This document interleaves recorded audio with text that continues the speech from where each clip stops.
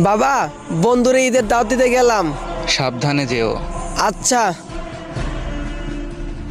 আরে, এই ঈদের আগের রাতে বেচারা এখানে বসে কি করে? থাক, আমার কাজে আমি যাই। বন্ধু সিজান, কেমন আছস? এই তো ভালো। চল এবার ঈদটা আমাদের বাড়িতে করবি। না রে বন্ধু, আমাদের এবার কুরবানি দিবে তো, আব্বুর সাথে কাজে হেল্প করতে হবে। ও আচ্ছা, থাক তাহলে। বন্ধুদের বাড়ি থেকে আসতে আসতে রাত হয়ে গেল। বাবা কি না কি বলে আল্লাহ জানে। আরে ওই ব্যক্তি না যে দিনের বেলায় বসে আছিল? দেখি তো, জিজ্ঞেস করে কি হয়েছে। ওই ভাই, কি হয়েছে আপনার?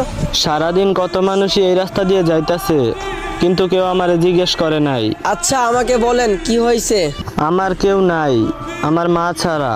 কিন্তু আমার কপাল খারাপ। কালকে আমার মা আমার জন্য মার্কেট করতে গেছিল, যাওয়ার পথে রাস্তায় দুর্ঘটনায় মারা যায়। ও আচ্ছা, আপনি মন খারাপ করেন না। চলেন, আপনি আমাদের বাড়িতে থাকবেন এখন থেকে। আসেন, এটা আমাদের ঘর, এখানে বসেন। বাবা, ও বাবা।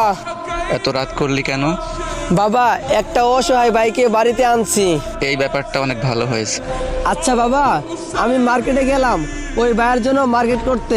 আচ্ছা, তাহলে যা।